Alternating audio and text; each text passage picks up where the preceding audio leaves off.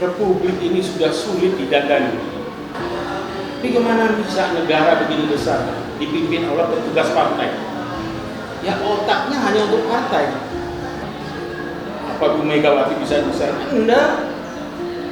Tidak bisa dia menyelesaikan itu. Dia bukan negarawan. Saya terus terang saya bingung. Saya nggak jelas pendidikan. Dari wali kota, dia dokter Andes. Tapi waktu presiden, insinyur. Apa sekolahnya? Gubernur Lemhanas itu bukan orang Lemhanas, tidak pernah sekolah di Lemhanas. Lalu mau dibawa kemana Republik itu?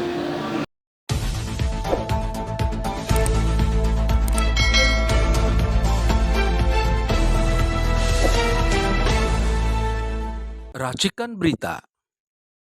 Indonesia ada korupsi. Jokowi bertanggung jawab.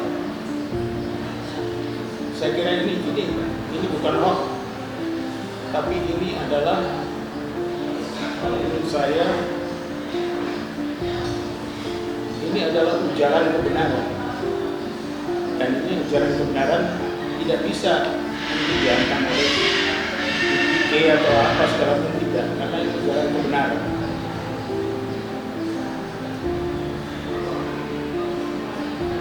Kemarin lusa saya diajak berbicara tentang judicial review untuk apa? Impres dan Perpres apa? Dari Impres dan Perpres yang ditimbulkan oleh Jokowi. Saya melihat ini bagian daripada apa ya? Kesombongan yang tidak bisa kita ukur. Sangat arogan. Bagaimana bisa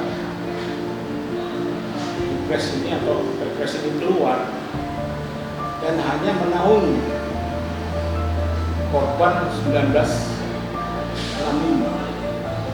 Tidak. Tapi saya ingin pertanyakan bagaimana korban yang terjadi tahun 48 di Maluku ataupun korban Ningawi, yaitu rombongan Gubernur Suryo dengan 102 mengikutnya dibantai habis oleh PKI. Ini yang harus kita pertimbangkan. Inilah yang saya sampaikan ini adalah ini bagian daripada arogansi kekuasaan. Nah, saya ingin berangkat mungkin dengan video tadi, Jokowi bertanggung jawab terhadap korupsi di Indonesia. Betul, karena darurat korupsi di Indonesia ini sudah menyeluruh. Kalau boleh saya katakan, mungkin orang-orang yang sekolah yang sudah pernah belajar di Lemhanas tahu itu. Pancagatra atau 8 Gatra itu, kecuali kalau mereka yang nggak sekolah di sana di Jokowi, makanya dia nggak tahu, dia langgar saja itu. Kita mulai lihat dari ideologi itu sudah mulai dilanggar. Politik dilanggar, Undang-Undang Dasar 45 dilanggar dengan amandemen. Dan inilah yang sekarang dipakai referensi untuk segala macam perbuatan melalui Undang-Undang Dasar tahun 2002. Dengan Undang-Undang Dasar itu semua jadi bisa dibenarkan. Belum lagi kalau kita bicara masalah politik. Saya kemarin tidak tahu politik, tidak tahu hukum.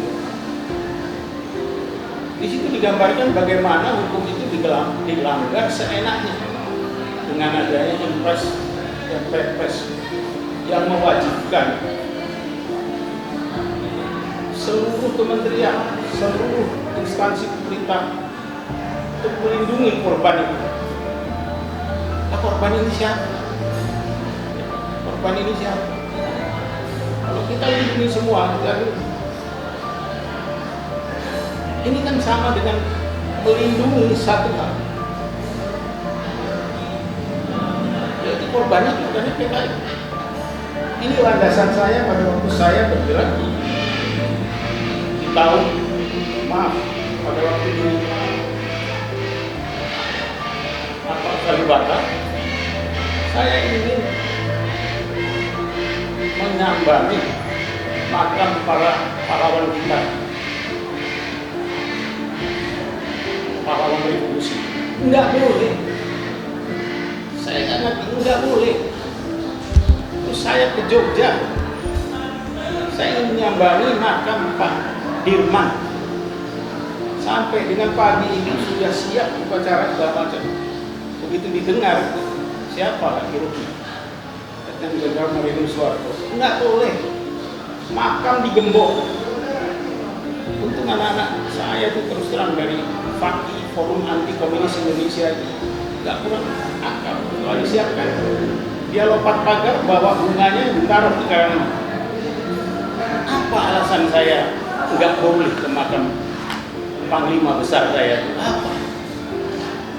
Ini yang saya nggak bisa mengerti. Bahkan sekarang ini kalau kita lihat, saya juga dengar kemana ya Pak Anton Permana masalah pelanggaran politik, pelanggaran ekonomi, belum lagi nanti dari Pak Marwan, itu sangat masif.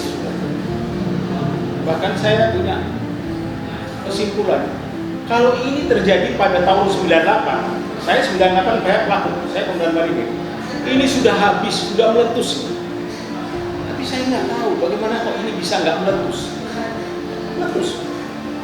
Demi Allah, saya berharap ini meletus. Tidak ada obatnya lagi kalau tidak meletus. Harus meletus. Terserah mau dinilai apa saja. Nah ini tidak meletus. Secara politik sudah dikebiri, secara ekonomi sudah dikebiri, terus secara sosial budaya dikebiri, pertahanan juga dikebiri. Beberapa waktu yang lalu, pada waktu di Hotel Sofian maupun di tempat ini juga, saya berbicara masalah Papua. Papua itu tidak akan pernah berhenti, tidak akan pernah selesai kalau kita tidak merubah dasar. Papua itu bukan KKB. Saya ulangi lagi, KKB, bukan KKB. Bukan kelompok kriminal bersenjata, tidak. Dia sudah punya presiden sendiri, punya panglima sendiri, punya senjata sendiri, punya bendera sendiri, punya lagu pembelaan sendiri. Kok kelompok kriminal? Bukan. Itu adalah organisasi Papua Merdeka. Kalau kita sudah bicara masalah organisasi Papua Merdeka, itu adalah porsi daripada TNI. Saya ulangi lagi, porsi TNI, bukan porsi polisi. Kalau dijadikan KKB, itu menjadi porsi polisian. Yakin saya, hakul yakin saya, sampai negara ini kiamat tidak akan selesai. Kenapa? Karena ada maksud tertentu di balik itu. Kalau tidak terselesaikan KKB, anggarannya itu kan mengalir terus. Dari tahun ke tahun mengalir terus anggaran itu. Kemana mengalirnya? Ya ke polisi, saya bilang. Jadi nanti itu dibuat seperti apa? Seperti operasi lilin, operasi ketupat, dan lain-lain sebagainya. Itu bagian daripada kenikmatan. Tidak. Kalau saya panglima, tidak. Serahkan pada saya. Pergi semua. Pergi semuanya. Saya selesaikan. Kalau sudah selesai, gantung. Itu saja. Kenapa? Karena di situ harus ada niat kita untuk membuat kedaulatan kita ini bulat. Jangan dikomersialkan istilah KKB. Harusnya OPM menjadi KKB. Itu dikomersialkan. Percaya saya, terserah Kalau orang bilang Pak Harto itu suzon, apa di dalam undang-undang ada orang suzon itu dihukum? Enggak kan? Boleh suzon, kalau salah terserah saya mendukung dan mau apa. Tapi itu sudah tidak benar. Coba ABRI datang dalam 3 kelompok di sana di tengah hutan. Kok tahu diserang? Kan nggak mungkin. Kenapa? Salah kita umumkan. Berangkat ke sana pasukan kita 3 habis. Kenapa saya katakan habis? Satelit Amerika itu jangankan orang dalam 3 kelompok itu tahu. Enggak. Nomor mobil kita jalan pun Amerika tahu. Dan Amerika berkepentingan untuk Papua. Terus siapa lagi berkepentingan? Cina berkepentingan. Di sana itu perusahaan mereka, baik yang gelap maupun terang sudah ada di sana. Mau bicara siapa lagi? Polisi. Jelas dia berkepentingan. Kepentingannya apa? Supaya tetap KKB. Terus Australia juga berkepentingan. Dia menginginkan juga Papua Barat dan Papua Timur ini. Karena di barat dia sudah tidak ada apa-apa. Di Pulau Bougainville itu sudah habis. Batu bara kayak apa sudah habis. Dia produksi. Lalu siapa lagi selain dia? Dia jelas yang dia itu punya kepentingan karena yang ditahan itu adalah warga negara dia. Jangan-jangan justru pilot yang ditahan itu punya alat komunikasi untuk ngasih tahu ke orang. Jadi siapa lagi? Lawan kita 5. Satu lagi siapa? Papua Nugini. Papua Nugini itu juga berkepentingan Papua kita itu masuk entah itu di bawah Australia entah apa, supaya mereka juga bisa makan itu. Nah akhirnya saya katakan, saya lakukan ini dan setiap ada gerakan operasi jangan sampai diumumkan. Begitu diumumkan besok anak kita habis ditangkap ya, dihajar juga. Saya punya pengalaman di tim. Kalau saya operasi tanpa operasinya senyap, tidak pernah ada korban anak buah. Bukan mereka ada. Tapi begitu dikasih tahu, ini ada jagung bantuan dari pemerintah, supaya diambil itu. Besoknya anak buah saya kena berapa? Itu juga begitu. Jadi sini, anggaplah ini kemarahan. Ya memang saya marah. Perusahaan. Tidak enak kita. Oleh karenanya, karena ini korupsi ini sudah masuk pada korupsi Polexos Mil agama masuk di sana. Maka saya secara detail saya yakin adik-adik saya dia akan membeberkan seperti apa. Mungkin tadi saya beberkan tentang masalah yang berkaitan dengan kedaulatan, masalah dengan porsi TNI.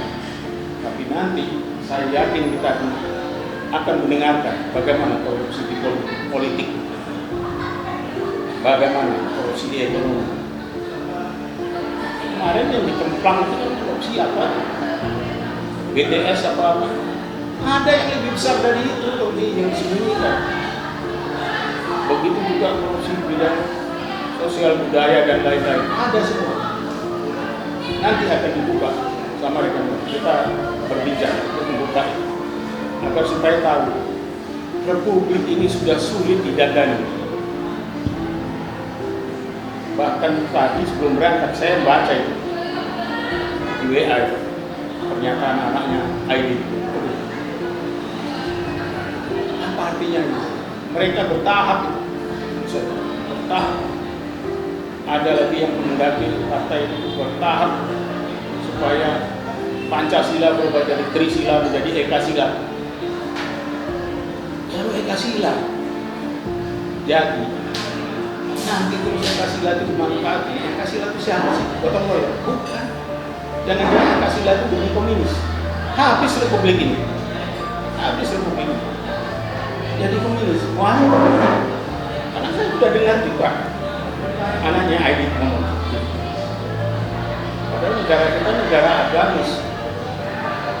87% Islam, sisanya non-Islam tapi beragama.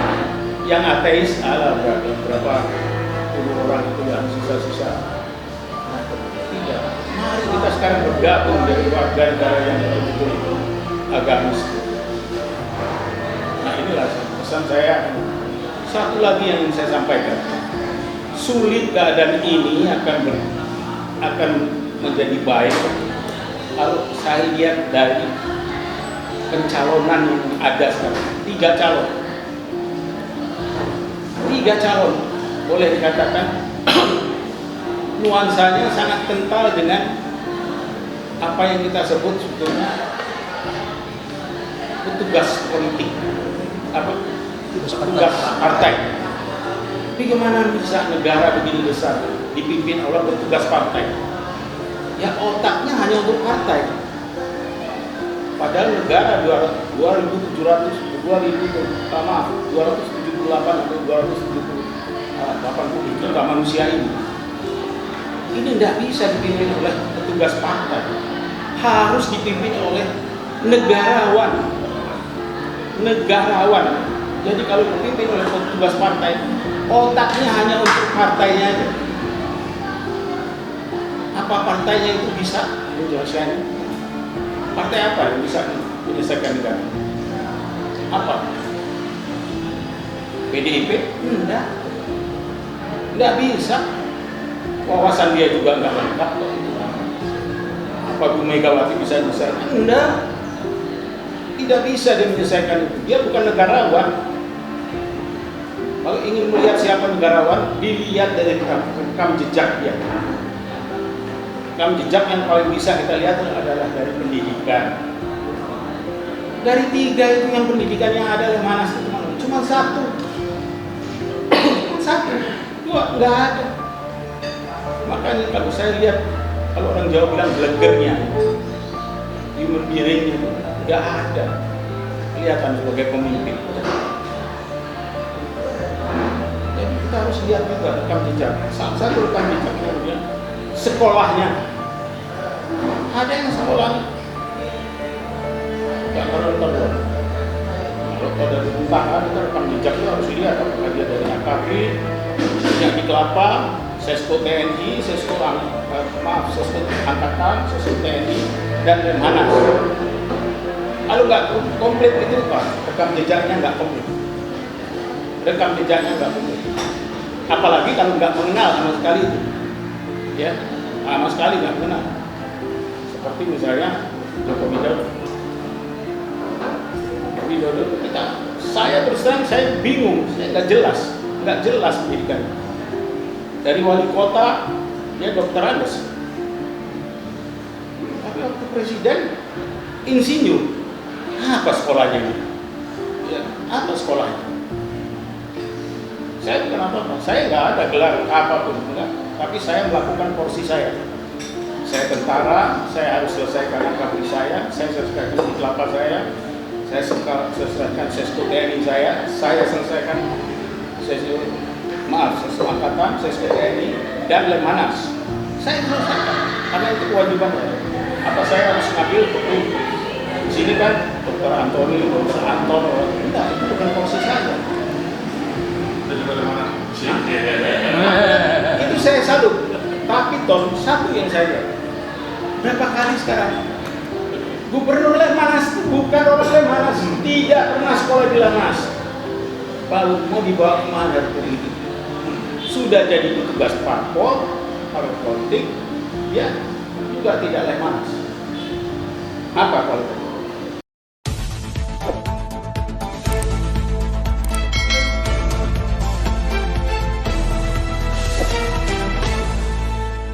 Racikan Berita